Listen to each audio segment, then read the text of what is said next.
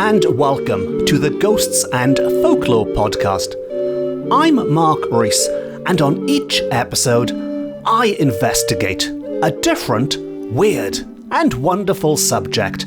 And on this episode, we are going to explore a handful of real-life ghost stories in which the apparitions affect our senses in different ways. From musical ghosts, we have the ghost of a harper coming up, to ghosts that can touch. And I don't mean touch lightly, these are ghosts that can leave bruises behind. And so, to begin at the beginning.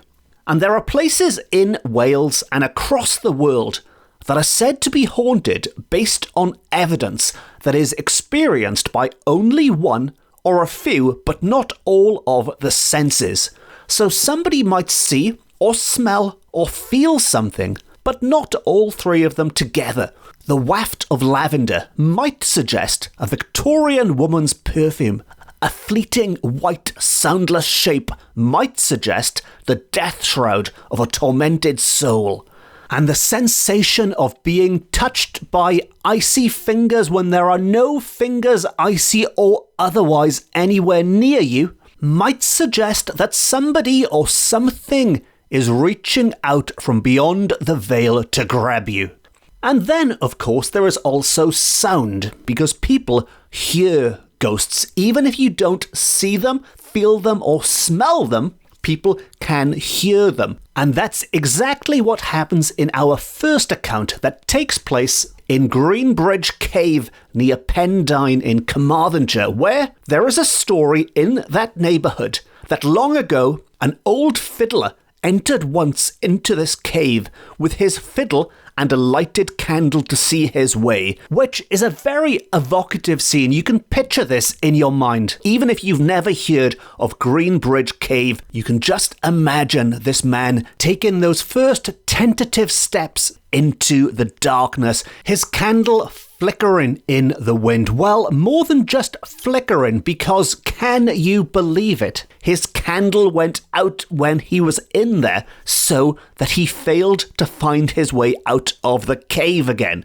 And while it is unknown if he ever escaped, or if he died in that lonely dark cave struggling to find his way out again, it has been suggested that he remains and he has been heard there playing his fiddle. So that's one case of a ghost that is heard and not seen. Another is a spirit that lurks in a river, the River Teifi, that forms the border between Carmarthenshire and Ceredigion. And it is there near Llandysul where there is a pool, we are told, in the River Teifi known as the Pool of the Harper. And yes, that name is something of a spoiler. You can probably guess where this story is going to go. But in this tale, collected by our roving folklorist who visited the area some centuries ago, we are told, to quote, that it is said that an old harper was drowned there long ago, and that it is still believed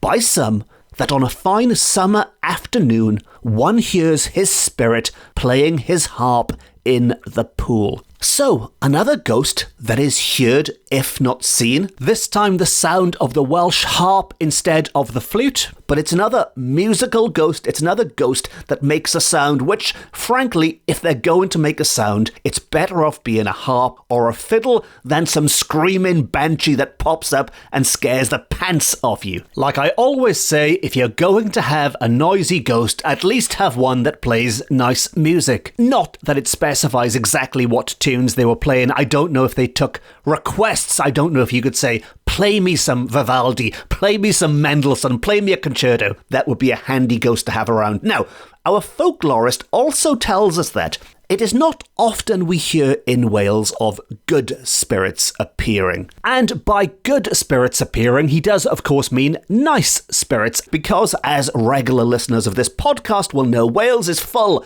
of evil, diabolical, nasty, mean, wicked, hideous, dangerous, demonic, malicious spirits, popping up, but there are less episodes about the good spirits, about the nice guys. But if we go back in time, back through the mists of time to the 1700s, that's how far back you have to go to find a good ghost. Back to the 1700s, when the good old Reverend Edmund Jones was busting ghosts all around Wales, he recorded the following curious tale, which, while not strictly relating to just one sense, this one is cheating slightly. I mean, it's not relating to one at all. This relates to two senses, but one of them is sound. And his curious tale goes like this. There lived at a place called Pant, which is between Carmarthen and Larne towns, one Mr. David Thomas, a holy man who worshipped the Lord with great devotion and humility.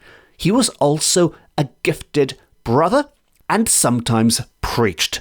So, right from the start, we are being told this man, this Mr. David Thomas, is a good, honest Christian Welshman. And to continue, on a certain night, for the sake of privacy, he went into a room which was out of the house, but nearly adjoining it, in order to read and pray, which to me sounds a little bit like he might be popping to the outside toilet to read and pray. Out to the tea bar, but of course I'm sure he wasn't. How dare I say such things about such a pious man? I'm sure there were other rooms adjoining his house he could pop outside to go to, but whatever this room was, it was there he went and sat at prayer and was very highly taken up into a heavenly frame when the room was suddenly enlightened, and to that degree that the light of the candle was swallowed up by a greater light and became invisible. So Mr. David Thomas was praying so intensely in that room that may or may not be a toilet, that a light illuminated it that was so bright he no longer needed the candle. And with or in that light, he saw what is described as a company of spirits. A company of spirits like children in bright clothing. And these children, these spirits that he took to be children, appeared very beautiful and sung. Yes, they sung, and see, this is where it all becomes relevant. This is where they become musical ghosts. But he recollected only a few words of what they sang, and it went like this, and I'll read it in Welsh first and then I'll translate. They sang, and fear not, I will not sing this to you. I wouldn't inflict that onto your ears. I will just read this, but feel free to repeat this in your own heavenly voices. But they sang, Pa hyd, dychwelwch feibion adda, which means, how long, return ye sons of Adam.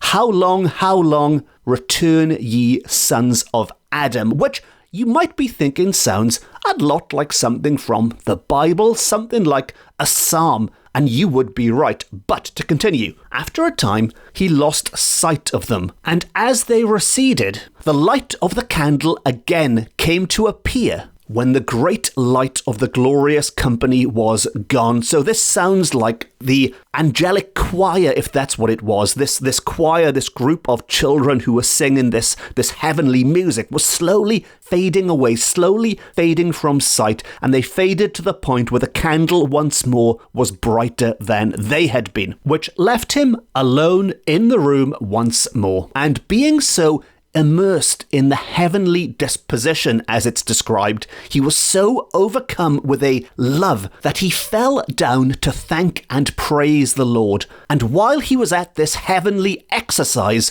the room enlightened again. The glowing light was back. Those angelic children, the angelic choir was back, and the light of the candle became invisible once more, and the glorious company sung. But he was so amazed at what he saw and heard that he could remember only the following words. And there's a pattern here. This is the second time they've popped up, and it's the second time he was so amazed he forgot all the words except for these, which I will do again in Welsh first, then in English. And the words this time, for their encore performance, I guess you could call it, the words this time were, Pa hyd ar erlidiwch, which means how long will ye persecute the godly Christians? And once again, you might be thinking those words sound very biblical, they sound very psalmy, if there's such a word as psalmy, I don't know, but I'm sure you understand what I mean. And after a while they departed, they were off once more, and the candlelight appeared again. And to end this account, the good reverend who recorded this tells us that, to quote, any Christian who enjoyed much of God's presence will easily believe that David Thomas was now lifted up very high in the spiritual life by this extraordinary visitation from heaven, which is all well and good and very nice for Mr. David Thomas, who I am sure is enjoying the pleasures of heaven right now. But let's get back to those evil, malicious, devious, demonic, and lots of other descriptive words for those nasty ghosts, and how, while these godly men and women might have been blessed with visits from spirits who sang such heavenly songs they couldn't even remember the words, but the devil, it would appear, also sent spirits of his own. And while the devil has the best music, as we all know, the devil gave rock and roll to the world, which I know slightly contradicts what Kiss told us, but the devil gave us rock and roll. And incidentally, I've just finished writing a book that is coming out next year, and this does include, and there can't be many stories like this in the world, but the ghosts of a group of 50s rock and roll teenagers that haunt a beach, which sounds a bit like the cast of Grease haunting a beach, but in Wales, of course, not in Chicago. But anyway, a little teaser there, a little sample of what to expect next year, because I'm sure I will do an episode to coincide with it. But anyway, back to this episode. And while the devil might have the best music, in this account, these evil spirits were not tickling our eardrums, as it were. They were tickling our skin, our flesh. And maybe tickling is putting it a little bit mildly. They were more than tickling the flesh. In some cases, they were beating their victims. They were beating the flesh and turning it black and blue, such as this account from Gwynedd. And it was about the year 1758 at the house of a certain farmer in the parish of Llanllechyd, the village near Bethesda, where there was a great disturbance from an evil spirit casting stones into and about the house. So this is definitely not a choir of angels. It's definitely not playing the tuneful strains of Vivaldi or Mendelssohn, although I guess you could call it musical in a sense, with all the banging noises these stones made as they hit their targets. And it wasn't just the house that was being hit, because, to quote, these evil spirits were beating and wounding people. Beating and wounding people. Definitely not Vivaldi, not even Corelli. And the stones they were using, these musical stones they were using to beat and wound people, were of diverse sizes, up to 27 pounds in weight. And to put that into perspective, I did a quick internet search to find something that might weigh roughly 27 pounds, because I appreciate not all of my listeners might be familiar with such measurements of weight. And I discovered that a 3-tier wedding cake weighs 10 pounds. So these stones could weigh about the same as nearly three-tier wedding cakes, which is something of a tongue twister. Or to put it another way, one really tall wedding cake, I guess. Maybe not quite 9, but a 7 or 8 tier wedding cake. That's one heck of a cake, and that's one heck of a heavy stone. And to continue, some clergymen from Bangor came to the rescue, and they came to read prayers and did their best with a good design, but they were also beaten and obliged to go away. The holy men were also beaten. Reading prayers was too weak a means to drive an enraged evil spirit away. And these are described as persons of strong faith who had the spirit and gift of prayer in some great measure. Even they could not beat away this powerful demonic force, as it were. And they discovered that most of the stones that were being thrown were river stones. So these were not stones magically appearing from thin air, or from hell even, wherever they might come from. They weren't stones pulled from the house itself. The source of these stones was the river that ran nearby. And this disturbance was so great that the family, we are told, to quote, removed thence. They removed thence, which is an old-fashioned way of saying they legged it. They made a run for it, and the person who related this story went from a witness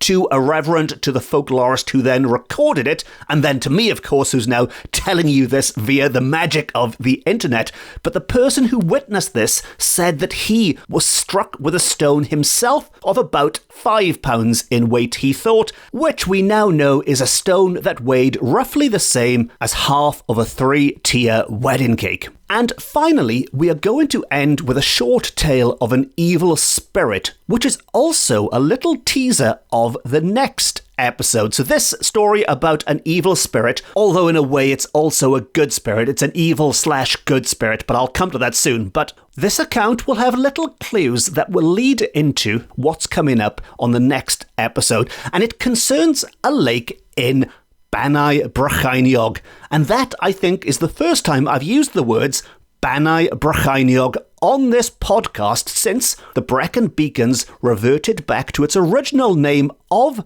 Banau Brycheiniog. So, just in case you didn't know, the Brecon Beacons is no longer known officially by its English language name. It is now known by its original Welsh language name again. And I rarely get political on this podcast. In fact, I never get political on this podcast because I just want it to be a nice place that anyone and everyone, wherever you are in the world, can escape for half an hour and listen to me talking rubbish for a while. But just by using the words Banau Brycheiniog, I am, as far as some people are concerned, making a political choice. And this might sound absolutely bonkers to my international listeners, who I am assuming have not had to put up with this in the press. But here in Britain, some people are outraged that Welsh people might want to call a Welsh place by its original Welsh name, which is Banau Brycheiniog. And as far as I'm concerned, I couldn't care less what people call it. You can call it Monkey Island for all I care, but me personally, from this episode onwards, it will be known as Banau Brycheiniog, or just Banau for short.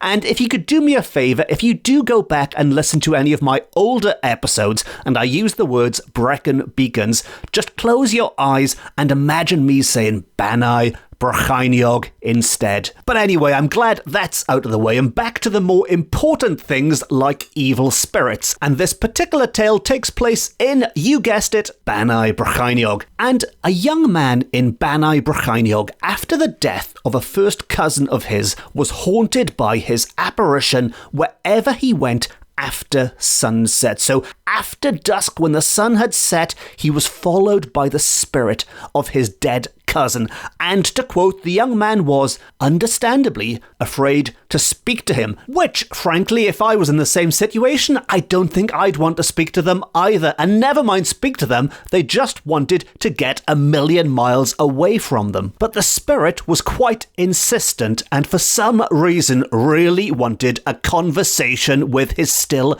living cousin. Very much so, we are told. And so the interaction here is like an introvert and an extrovert at a party. One is doing their best to avoid speaking and to sheepishly sneak away. The other is doing their best to be in their face and start a conversation. And at last, we are told, at last, the apparition set upon him and beat him because he did not speak. We are told, which frankly sounds like one heck of an overreaction. He was beaten, and thankfully that doesn't happen at parties. If you're not good at small talk, people don't normally set upon you and beat you, but in this case that's exactly what happened. He did not speak to the spirit, he avoided striking up a conversation, and so it set upon him.